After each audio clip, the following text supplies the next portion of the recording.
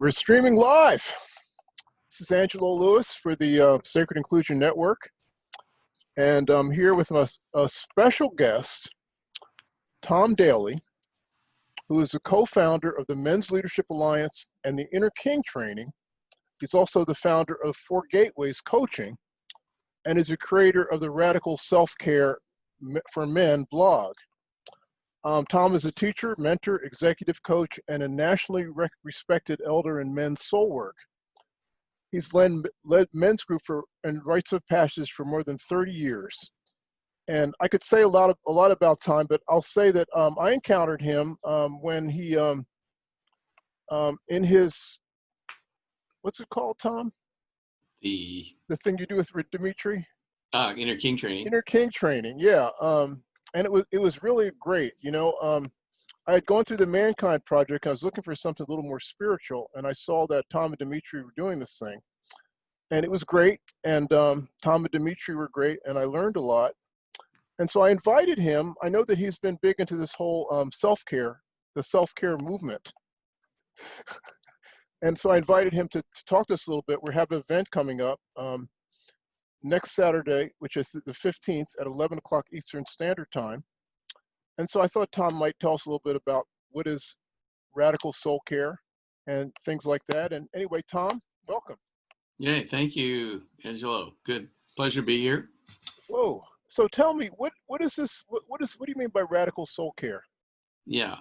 So I think it's important to start with a definition of soul because it is a word that gets tossed around a lot, and I'd be good for everyone listening in to know my definition. So I use the definition: the essence or animating principle or actuating cause of life, or the individual life manifested in thinking, feeling, willing, and knowing, the seat of real life vitality or action. I actually got that probably from Webster's Dictionary. I thought you were going to say Wikipedia. Yeah, and I really liked it because it has those four elements in it, and those four elements are similar and, in fact, very similar to principles that I use in Four Gateways coaching. So. So I think of soul work as having to do with basically bringing life to any aspect of ourselves. And I also see, some people think of it as primarily as individual soul, but I also think families have a soul. So family soul, this comes from the tradition of family constellation work, and feeling and having a lot of experience working with many families, seeing that families indeed have souls. Well, I do believe countries have souls, and the entire planet has a soulful energy because we're all part of the big cycle of life, and we're all interconnected. So when I say soul, I'm thinking of something pretty broad. And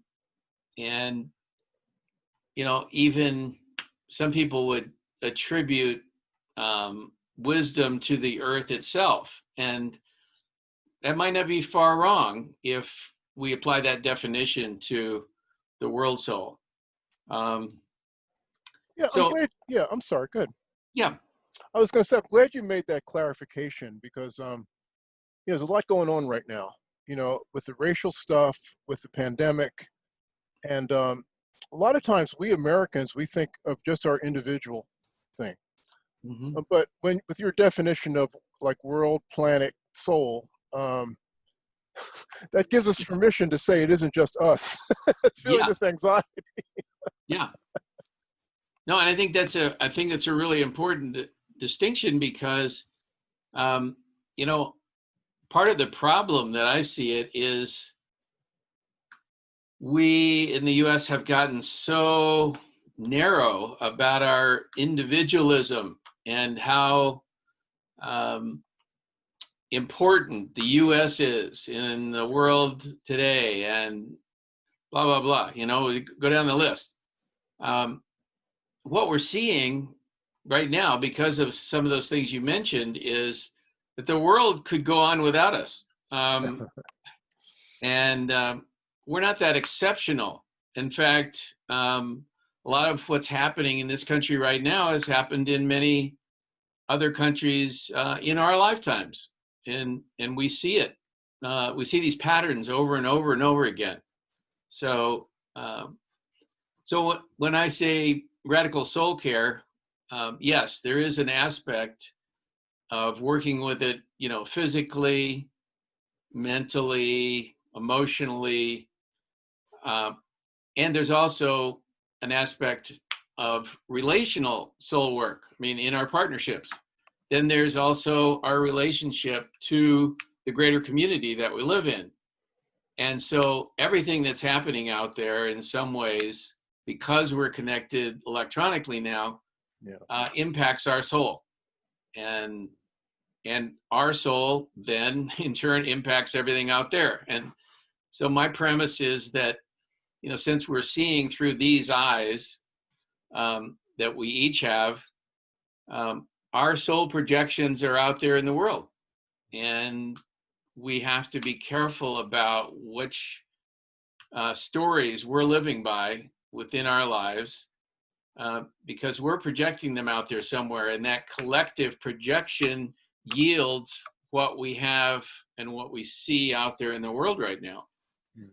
So it's really important for us to not only reel back in our projections, but also to realize that if we can change ourselves within, then it's more likely that we're seeing a clearer picture out there in the world, and we can act more appropriately given the different transitions that are happening. I mean, I see a real connection between the pandemic, Black Lives Matter, Me Too movement, climate change. All those things are in the collective soul field.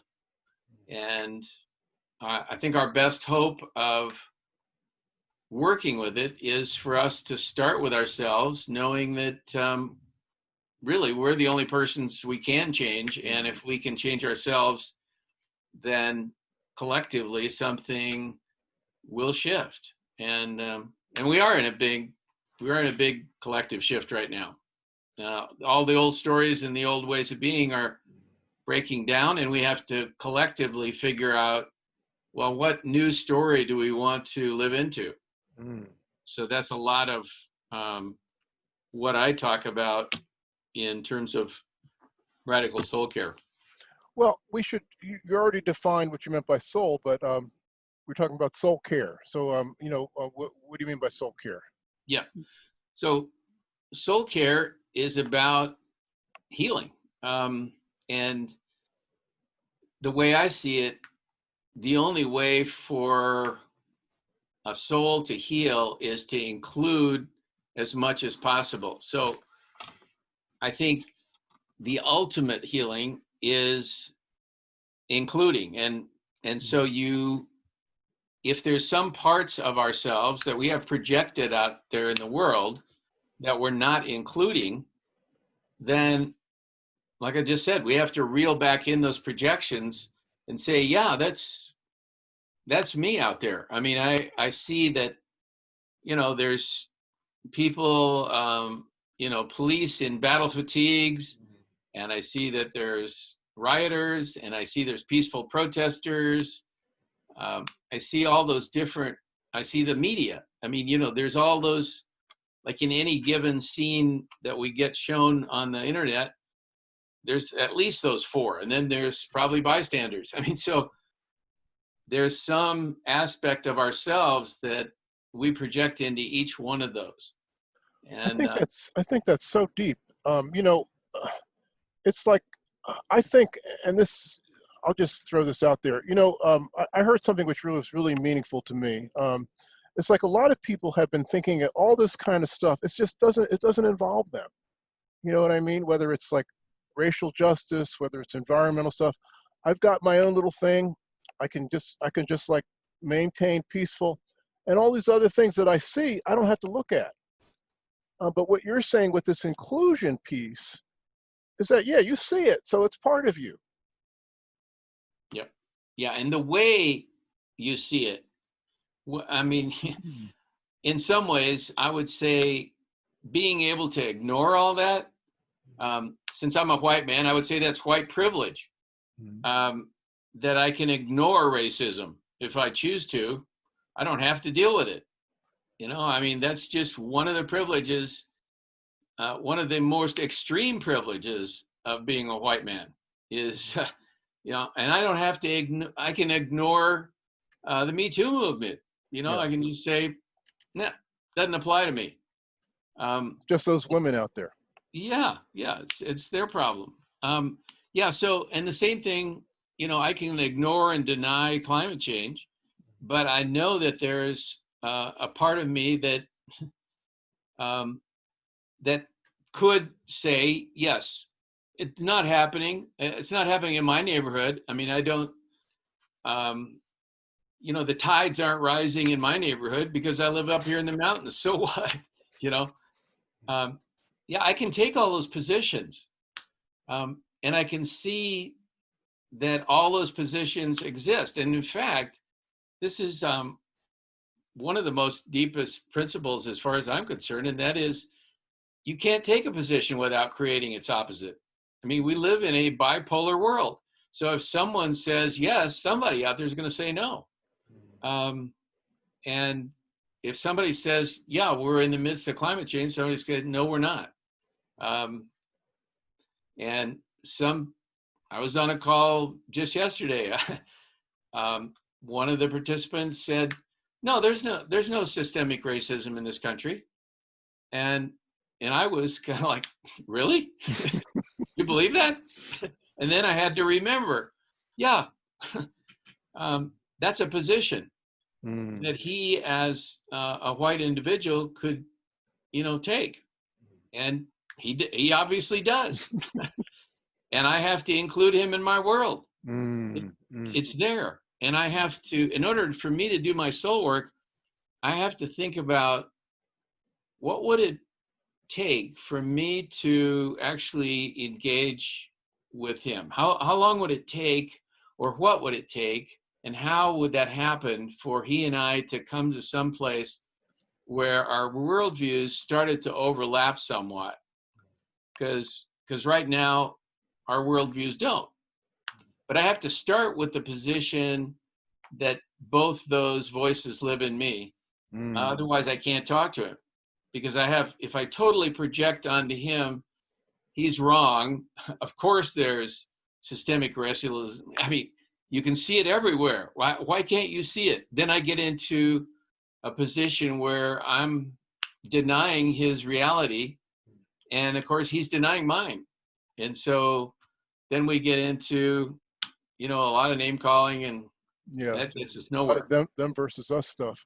Yeah. One of the things you said, which really intrigues me, and I think that's radical soul care. You talked about the lens that you see the world, and I guess implied with that is, having a clear lens so you can sort of see what's going on. I don't know, how does one do that? Yeah. How do you get there? We all have these preconceptions. We all see things based on our stories and all these other things. Yeah. So that's one thing I'd like to do in our call, would be to provide a way for people to take a look at how they're seeing the world and the lens they're seeing it through. And the way that I usually do that is by using the 4 Gateways coaching process, and by looking at the world, my world, from 4 different perspectives, then I'm going to get a much better read on where I'm at with a given topic. If I'm only looking through one inner perspective, there's very little chance that I'm going to have the whole picture. So that's one way that I do it. The other way is just using some kind of a mindfulness process. There's so many. but helping me clear out and watch Mm. at an inner level the voices that are showing up inside me, and kind of get them more or less out in front of me so I can see, what they're saying. Yeah, I wonder if it's even possible to do that without mindfulness. I mean, Yeah, I notice that I know, at least I notice that I'm irritable. I'm not just irritable, I notice it, and so yeah, hopefully it can dissipate. sure. Yeah. So one of the most important things for me is having that discipline of including, just knowing that I'm going to have to include all different aspects of a situation. Um, One of my teachers, Byron Katie, says, loving what is. It's like I wouldn't go so far as loving it, but I would say admitting what is. It's just, Mm-hmm. yeah, there's a lot of people out there that have very different worldviews than I do. They have very different masks on. Mm-hmm. And I try to, in my work, I try to just notice as many masks as I can that I'm wearing, um, and what those masks mean and their implications. I mean, I'm a you know older white guy. That's the mask that most people see, but I also have to own all those other ones in me that, I'm fairly liberal. I'm an immigrant to this country. Nobody would look at me and say, "Oh, yeah, there's an immigrant." You know, um, so there's lots of hidden masks that we all have. Um, the social groups that we belong to, the religious groups, and each one of those um, changes my worldview. And so I have to just say, yeah, I need to look at as many of those as I possibly can. One of the ways that I do that, and I know you had experience with it, is I do sometimes do an event called a shadow dance, and it just allows people to step into a lot of their projections and feel what it's like to just momentarily step into some of these projections, both positive and negative. I mean, a lot of people are very reluctant to step into their negative projections. So sometimes we'll just start with the positive ones. What would it I'm, be like? yeah, I'm Yeah, laughing. I'm remembering a time I went to an androgyny workshop back in the day, yeah, yeah, and it was led by like a cross-dressing male and a bisexual guy.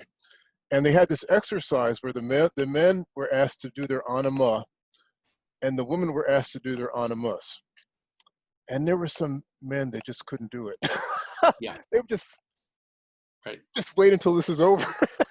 yeah, oh, sure, yeah, absolutely, So they couldn't take off their male privilege mask for even for a minute in that yeah, very safe spot.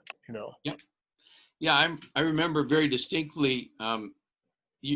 Years ago, I actually did a racism workshop in Memphis, and we were trying to figure out, well, how can we get both groups to feel the experience of the other group? So we had everybody had those little sort of Lone Ranger masks. Right, right. They were white and they were black, and so you could tell which side they were stepping into by which mask they had on, not by their skin color.